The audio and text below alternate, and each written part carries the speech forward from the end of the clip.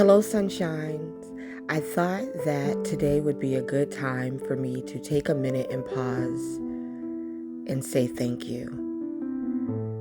I am thankful that you are here, that you choose to spend some time with me as I continue to garden and make these videos. These videos are so fun to me. I love sharing my garden with you all. I'm not the best editor. I don't have the perfect camera. And we know that mic of mine, oh my gosh, does it give me a time. But yet and still, I try to show up, do my best, have fun, and enjoy my gardens. Once again, I want to thank you for being here. You don't have to click the button. You don't have to hit the like. You certainly don't have to leave a comment or hit the subscribe button. But many of you have, and I appreciate you all so much.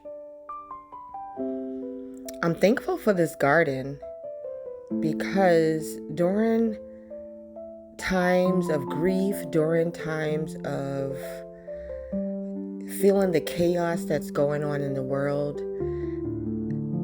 during times of joy, I am just able to go into this garden space and enjoy every little piece of it. I get to look at the hard work that I've done over the past 4 years, building each space with my bare hands, with the help of my family. Grabbing things that were on the land like the rocks and just creating a space where I can go. And I'm so thankful. And I just think about it sometimes and I'm like, oh my gosh, this is my life. And I'm content. And there's a scripture that says that whatever state you're in, that you are to be content. And I'm glad that the state I'm in today, I am content. And my life is not perfect, but my life is good. And I will not complain, although I can. It is the perfect time to be thankful, to show gratitude, to just think and reflect on life and what that looks like for yourself. I know that as the holidays continue to approach, that many are going to have difficulties. As I already stated, I enter the garden during seasons of grief. And in the month of December, that's when my birthday is. I share my birthday with my grandfather who has passed away. And I miss him dearly. And as I'm approaching, or as we all are approaching Thanksgiving Day, he would be a phone call for me because he was such a chef. And when I started my own traditions with my husband and my family, and I started cooking our own Thanksgiving meals, I would call him and I would ask him, especially about the sweet potato pie, am I using the right ingredients? What am I supposed to put in there? How much? And we'll go over making sweet potato pie. We would go over what to put in my greens.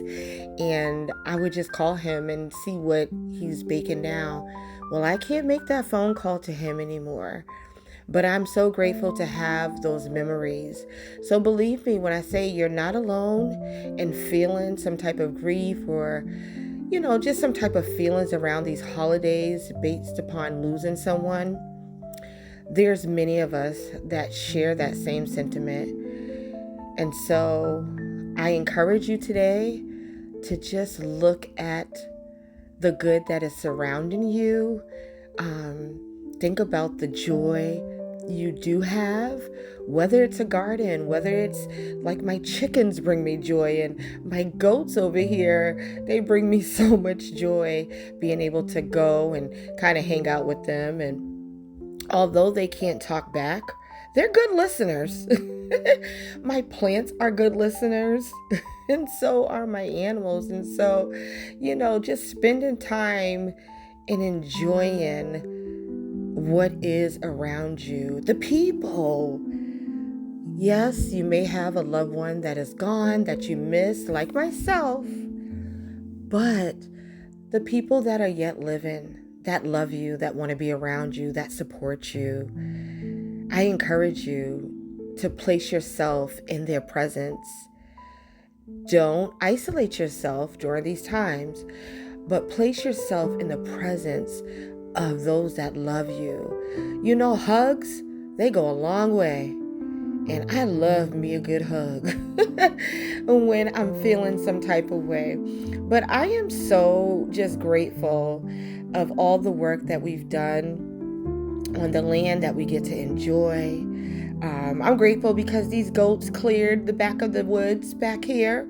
Thank you, goats. Thank you so much for all the work that you've done back here. And I was just over there with the chickens. Thank you, chickens, for the fertilizer that you provide for the garden and all the eggs. And when I come back to this wooded area and just to know what it was, and I'm thankful that me and my baby girl Madison, we got together and we built this fireplace, and all the thought that me and my husband put into how we would build this wall and the different sheds we would put up and all these things, just so we can have a place for our family to feel safe, to feel loved,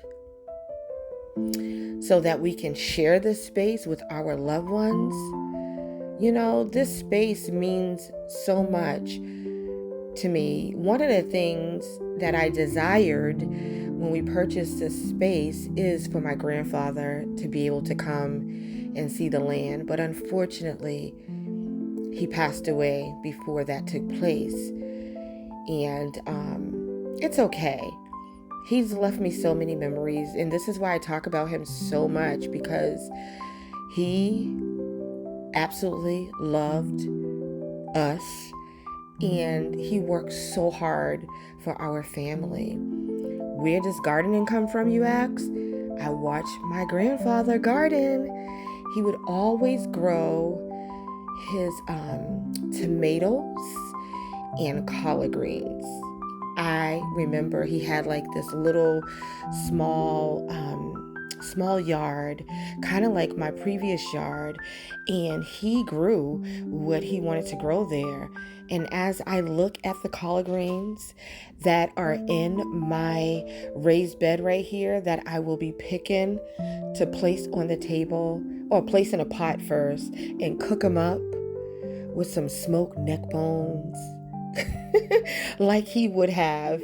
He used smoked neck bones, and I think there was like smoked ham hocks. He didn't use smoked turkey, guys. Smoked turkey is a new thing. But these collard greens right here will be in a pot with some smoked neck bones, and I'll be able to serve them to my family. And so when you see me gardening, I'm just happy. I get to come out here, I get to pray, I get to meditate, I get to look at the awesome creation that has been made for us to enjoy. And so although the garden is going to sleep and a lot of plants are beginning to take their rest, I want to encourage you to be sure to take your rest as well. We work hard during the garden season, spring, summer, fall. When it's time to take your rest, sit back, kick up your feet, and take your rest and get yourself prepared for next season, mentally, physically, and emotionally. Well, I hope I made sense. I hope that this touches someone's heart. I hope that you take time to give thanks and that you are grateful yourself for everything that you have, not what you want, but what you do have. Well, love you guys. Blessings. Bye.